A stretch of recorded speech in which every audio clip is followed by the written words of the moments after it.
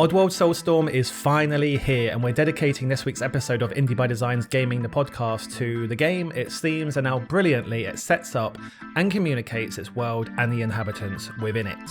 As you may or may not be aware, we, Stace Harmon, along with myself, John Robertson, are the authors of Oddworld, Abe's Origins. It's a book which charts the art, history and themes of Oddworld from Abe's Odyssey all the way through to Soulstorm.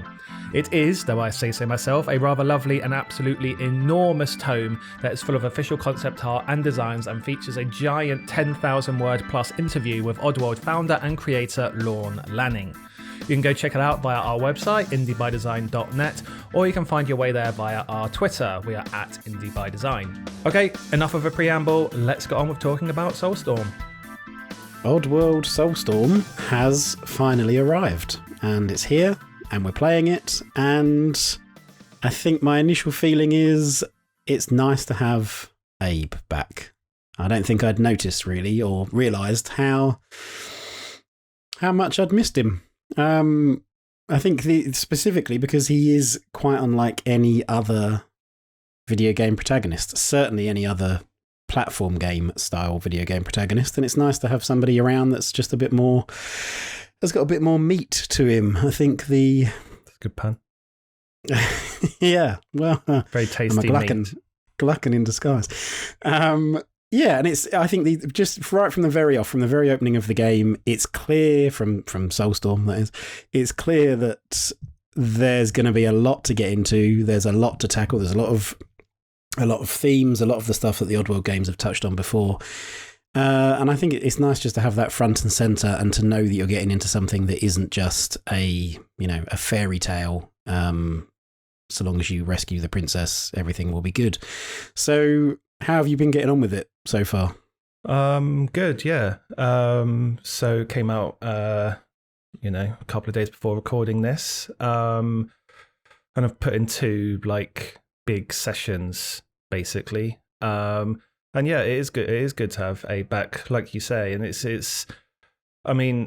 just instantly charming, isn't it? Like, his personality is he's a character that you want to take control of, that you want to see through, that you want to... he's one of those people who you just follow to the end of the earth, just to see what they do. That's another good part. Yeah. Oh yeah, that was actually accidental. That was totally on purpose and really good. Yeah, but you totally follow him just to kind of see what he gets up to, and I think he'd follow himself just to see what he gets up to, because he doesn't really plan much, does he? It just sort of, things happen to him and he reacts to them. He's not a leader with a grand vision, a grand plan for his people. He's kind of a reactionary kind of terrorist, I suppose, in the Glucken's eyes. Freedom fighter / terrorist, depending on which viewpoint you're looking at it from, which in itself is interesting. He isn't presented as this out and out hero. He's certainly not a typical hero. He's kind of more of an anti-hero. He doesn't have heroic qualities per se. He does heroic stuff, but he's not kind of out to do that. Yeah, he doesn't, like you say, he doesn't have a grand plan. He doesn't have I'm going to take up the mantle of leader. He doesn't have a mission, does he? He has missions given to him and thrust upon him and forced upon him. We always do kind of get the impression that he'd rather just stay at home in front of the couch watching TV if that was a thing.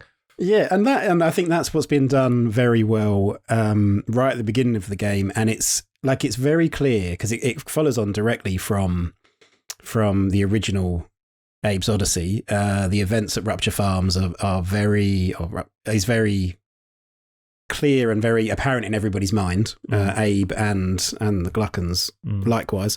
And yeah, as far as Abe's concerned, his job's done. We've escaped that terrible place, so we don't need to do anything else. There is nothing more to do. The goal has been reached, and I think that's made very clear to him, despite his repeated protestations. He's no, but can't we just rest? Can't we just go and live in peace now? And clearly he can't, but he's very reluctant to take that on. And I think what makes his behavior believable is that despite not wanting to do more, despite not wanting to take on that role, he nonetheless kind of can't help himself on an individual basis. He helps out individuals that he finds and that are in trouble and that need help. Yeah. And it's just that he keeps doing that. He can't like let any one single individual like be left behind unless you make him do that. And then those individuals build into this kind of collective, and this collective becomes a movement, and then he is inadvertently a leader without meaning to be or without wanting to be. And I think that's a very refreshing thing to see in video games. It's very often that you are the hero, and the game sort of builds. Yeah, the game builds up, or the series in general actually builds up Abe and the game through intimate interactions first, and then that builds into a grander thing afterwards, rather than just saying, and now here is the grand theme of the character and their existence in the world, and now all of their actions are determined by this. It's kind of the other way around. Like the grand theme is built through the individual actions over time. I think it's into like the game. The whole series is super theme heavy, and that is one of the things that makes it so interesting. Aside from like the gameplay, which is kind of unique as well, but we can talk about that in a sec. But it's those themes, and I guess with Abe's initial reluctance to be the hero, it kind of asks, but then eventually kind of does, and in a sense has no choice. He's kind of too weak to say no, but it's also I guess it also opens up that question of, if you're the only one with the power to positively affect a situation, do you then have not just a responsibility, but like it's like you have to, like you can't say no. If you want to be a good person, you can't. You have a moral no. obligation. Yeah, it's beyond just being heroic and doing it for acclaim and doing it because it's because the absence of doing it could potentially in and of itself be an evil act if you're the only one that can do something about it. You don't get and to Abe repeatedly is, it seems, despite he doesn't want to be, but he just repeatedly is, and he does take it up. He is this kind of the unwilling hero character, and that gets him into, of course, a lot of trouble. We've seen that in the previous games, and we're seeing that again here in Soulstorm, and it's trouble that he is really not, on the face of it, not equipped to deal with, either in terms of like his physical attributes or what he is capable of doing. Like on its most basic level, in hand-to-hand combat, he's completely useless. If a Slig sees you, particularly in the early levels, Slig sees you, then, and you're on the kind of, you can't hide anywhere, then you're dead. He's going to knock you over and shoot you, and you're dead. So it's very much about kind of, subterfuge and sneaking around and running away sometimes. Like that's how you overcome some of these things. Well, that makes him more likable as well, doesn't it? Because it makes him more relatable. Sure. Because it's he's not answering every question down the end of a barrel or by jumping on someone's head or whatever, whatever they do in platformers, throwing a green shell at someone. So you have to use more, to use sort of game design sort of terminology, you have to use different verbs in order to get through your scenarios. And I think that is one of the nice things about the game in general, is that it does play on a lot of those verbs that were obviously new and tasty, but were in the original games. And it sort of doubles down on a lot of those. Yes, the game does have new elements to it, new ideas, but it does double down on a lot of the actions, the verbs that you that were familiar from the previous game. So it's got this kind of retro feel to it, but it's all presented in this new package with some new design elements added, with visuals that are really, really good. Like on the technical level, they're good, but on the art level, especially on the design level, it just looks phenomenal. It's gorgeous. And it does. And I think that's something that I've noticed. There's much more of a sense of world this time, not just because there's a bigger or a more it's more technically able to throw more bodies at the screen or have more going on, but just because of that art direction, there is more. It feels more of a lived-in thing, and things like the blimp level where it's bringing in some of the airship stuff that we've seen piecemeal in other games. And now that's kind of front and center. Like that is a very visual and dominant representation of like the ruling class's power over these things that are just scrabbling around on the ground. They're just running around in the shadow of this huge thing, this huge corporate machine. Yeah, there's that, and then there's like when that's also sort of brought home as well when you go to sort of minor spoilers, but there's a level where you're on a giant train and you're shooting through the landscape, and again, like that's that just shows this incredible dominion over the land that the Gluckans have, and the Sligs kind of patrol and enforce, that the Mudokons, whatever, in whichever one, whichever is correct, Mudokons, I think. Yeah, we talked about, John and I have been saying Mudokons our entire lives, but when we spoke to Lorne Lanning a few years ago, it was very clear that it was not Mudokons. That's not the correct. Still a tough habit to break. So no, absolutely. You're constantly reminded through the art direction and the design of the worlds just how like this incredible disparity of wealth and power and ability to influence everything around you that exists between the different races in the game. Which is, that kind of unequal, disparity, that inequality is one of the main themes. I wonder what do you think are the biggest themes in the game or in the series? Because I know there's lots of themes that are in there, but different people seem to pick up on different. Like some people think that like the series or the game is primarily a comment on environmental destruction. Other people think it's corporate greed. Other people think it's that inequality between different class groups. Yeah, I think for me the thing that always stands out is the juxtaposition, but also the very intimate coupling of like the industrialized Oddworld and the free Oddworld, the kind of the wilderness of Oddworld. And I think some of that... Well, it's almost like the pure Oddworld, like the uncorrupted by greed, corporate... But it doesn't necessarily, to me, it doesn't necessarily just mean better. It's not like, it's the organic Oddworld, therefore it's, it's the tastier Oddworld. It's the purer Oddworld, and that is therefore a good thing. I guess pure is in unchanged rather than like original, I suppose, is a better word than... And I think, and that highlights that disparity that you were just talking about. It highlights that.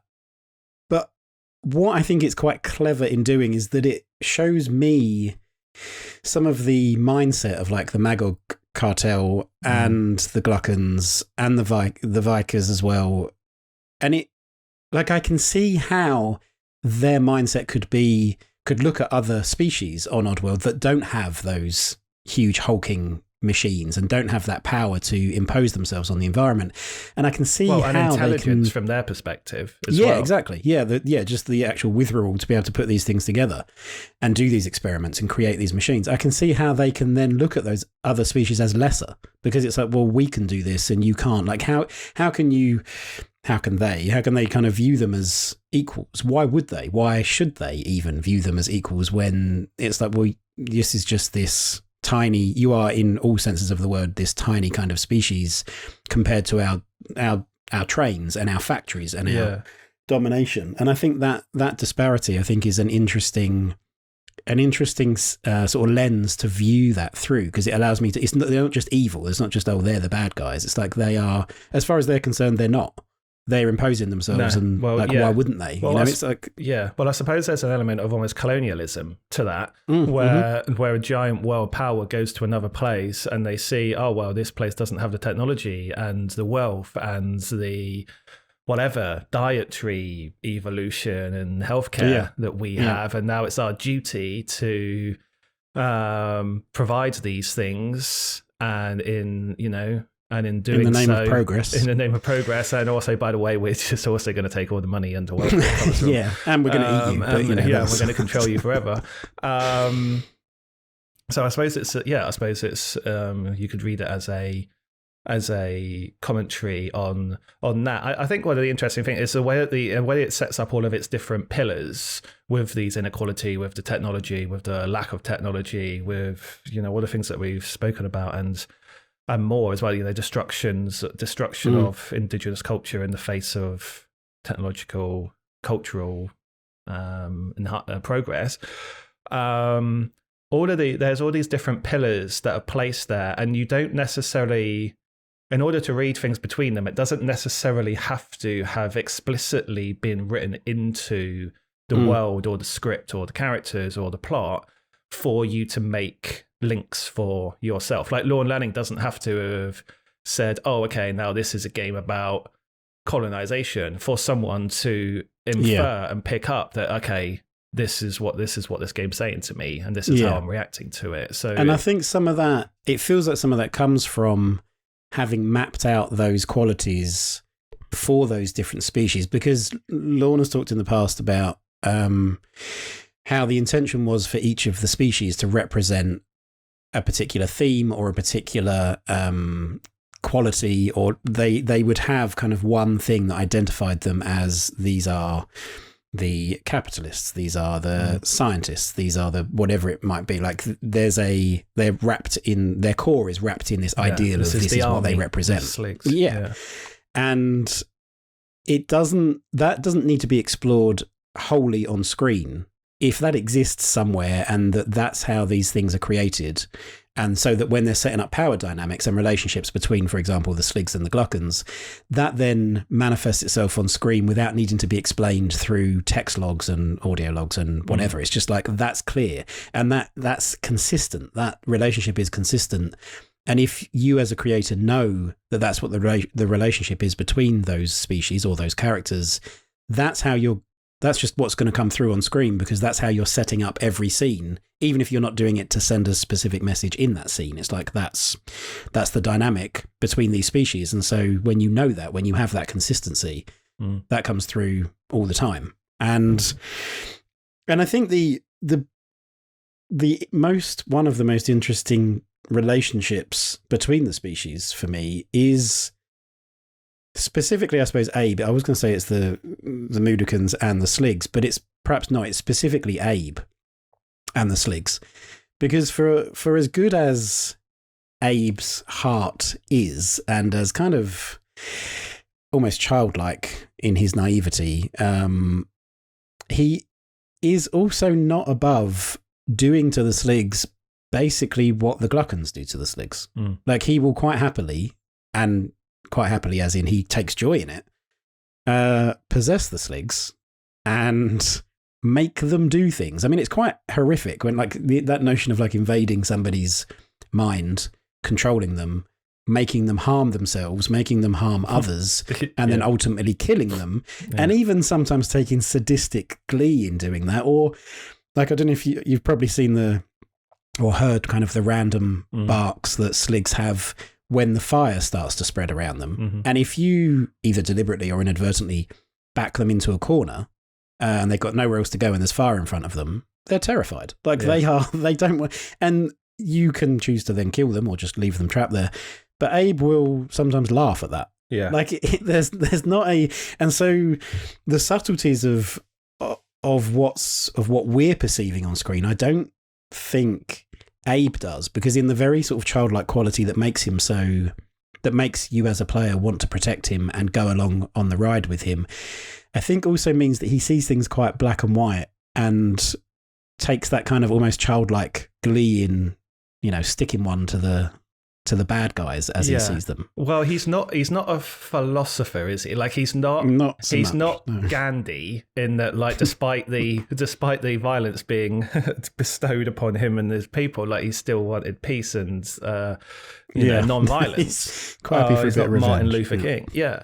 I suppose one of the ideas there then is that maybe that Abe has been, that violence creates violence, and that the violence done to Abe, let's say that if he wasn't born in Rupture Farms and he wasn't exposed to all this violence in his violent life, and violence is all that he really knows, let's say that let's infer and pretend that like he wouldn't take joy in killing the Sligs. But if the only communication he's ever had with them is violence, then, you know, the violence enacted upon him will then create violence in his own mind, and it's a totally normal thing for him to go through, and it's a total normal form of communication for him to have with the Sligs. And so why wouldn't he be violent against them? Like, they're like all they do, they communicate through violence all the time. So this is the language that they know, and this is the language that they've taught him, because essentially, you know, they were part of his upbringing, I suppose. They were some of the people that raised him. And so why wouldn't it be normal for him just to not even think about it, and like maybe, you know, not even not think about it, but actually take some pleasure in it, as, you know, this is kind of what I was I was raised to believe was normal. And that's another example actually of like the Gluckons being, I don't deliberately perhaps, but it seems somewhat inadvertently clever in the kind of divide and conquer theme, because they oppress the Sligs and they do horrific things to them and put them in these biomechanical like suits that they can't survive without. They also oppress the Mudokons, and it's that thing of like, if those two groups could just unite, they could overthrow the Gluckons probably quite easily, because they have, I mean, the Gluckons, as we know, are, you know, physical, they've got nothing, no way of defending themselves beyond the Sligs. So if those two oppressed groups could come together, they could overthrow the Gluckons quite easily. But they do a very good job. I think the kind of the power dynamic and the literal structure of a factory that the Gluckons have set up mean that those two races naturally have this hatred, or at least this uneven relationship with one another. One of them is oppressing another, and that's kind of just it comes out of the way that the Gluckons operate. That kind of detached way of like, well, we're going to oppress these two groups individually. We're actually going to use one to oppress the other, and then they're going to build up this animosity, this hatred, towards each other, and kind of we're just sat in the background reaping the benefits because I suppose there's an element of like, you'll be safe if the other two major groups are fighting each other and focusing on each other. Well, then you're safe to just kind of get on with it and accelerate your own progress and do whatever it is that you want to do while they're caught up with squabbling with each other. But then I suppose you could also argue that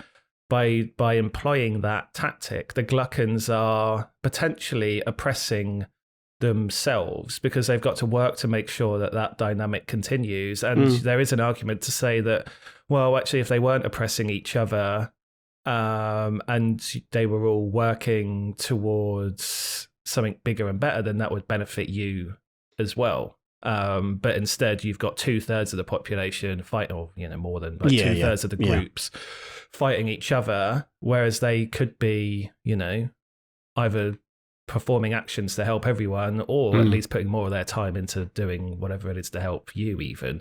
And they do that out of fear, right? Like, I guess it's that thing of, well, we're scared. We don't know. It's the unknown. We don't know. Would it work? Would we lose what we already have? So let's just go down the hardest route. Yeah, and they weren't always powerful, were they? In the lore, they were quite weak and downtrodden themselves, and it was that very downtrodden nature of their own existence that forced that sort of taught them that, you know, might and control, and taking all the power you can get whenever you can get it, and never giving it up, and fighting super hard to keep it. That's the correct way of operating. That's the only sensible, that's the only safe way. That's the only way you can protect yourself, by operating like that. So, and again, that's that language thing, isn't it? As you were talking about with the Sligs and the Mudokons as well. It's like, it's that if that's what you know, then that's how you see the world, and that's how you then interact with it. And for better or for worse. And so clearly there are, I mean, within the first 5 minutes of Soulstorm, a lot of this stuff has been hinted at or revealed, or just outright put in your face to say that there is stuff going on here. Like, this is a world that is uneven, in which there are very one-sided or lopsided power dynamics going on. And those headlines that you see at the beginning of Soulstorm, the newspaper headlines, I think do a great job of kind of showing that, and showing the role that the news, in that sense, twists things, or it's like this. None of this is objective. These headlines are written somewhere by somebody within the game world who has their own agenda and is kind of pushing things towards one way or the other. That, oh no, it's complete nonsense that 300 Mudokons escaped Rupture Farms. That's a complete fallacy. Or there was this heroic uprising and this is what happened. And that's it's not. I don't know that there are a lot of games that do that straight off the bat. Like, here's a world in which you're walking into this. This is like this is what already exists, and the world building kind of grows from that. Well, like it's not afraid to wear its politics and its moral and social commentary themes and questions and foundations on its sleeve, where and it's refreshing a lot of games for doing that. A lot of games are absolutely petrified of showing any kind of political or asking any kind of political questions at all. Whether you're taking one side or the other is besides the point, really. But like sort of there's this fear of being political in any sense at all. Whereas I think whilst the gameplay and the systems and everything is one thing, I think the thing that really draws me and has immediately drawn me right back into Soulstorm is the themes of the game. It's the themes, it's the interplay between them, it's how the different characters portray those different things, how the world portrays that, all of that stuff. Like, it's just such a rich mix in the game, and I think, I haven't completed the whole game yet, but so we'll see. But I think certainly up to this point, that's one of the things that I'm most pleased and impressed at the moment, is that it is just, it has embraced that element that was something, as a much younger person, that I also appreciated with the original games as well, the PS1 games. Yeah, and there's a consistency. So Lorna's talked about the way that he sold the vision for Oddworld to Sherry McKenna many, many years ago. And he did that through stories. He did that through setting out a story of this world and these characters, rather than... And I think he does that in the same way that it's sold to the players as well. Like, it's done through the stories and the characters rather than the things to do and, we should definitely do this as a project because it will be super successful. There's like a desire to say something and to express himself and to talk about things that in other places would get, like, they'd be the rough edges that would get sanded off because we don't want to upset anybody, or this is going to... if we put this through a focus group, this is going to test badly or something like that. It's like there's something to say, and that is Lorne again has been quoted as saying. He's been quoted as saying in our book, in fact, Abe's Origins. He's been quoted as saying that if you don't have anything to say, then you're impotent as an artist, and that's something that he was told when he was younger. Like, that was said to him because he is background in fine art and he was drawing these amazing pictures, but somebody he looked up to said that to him. It was like, well, but you draw well, but you're not saying anything.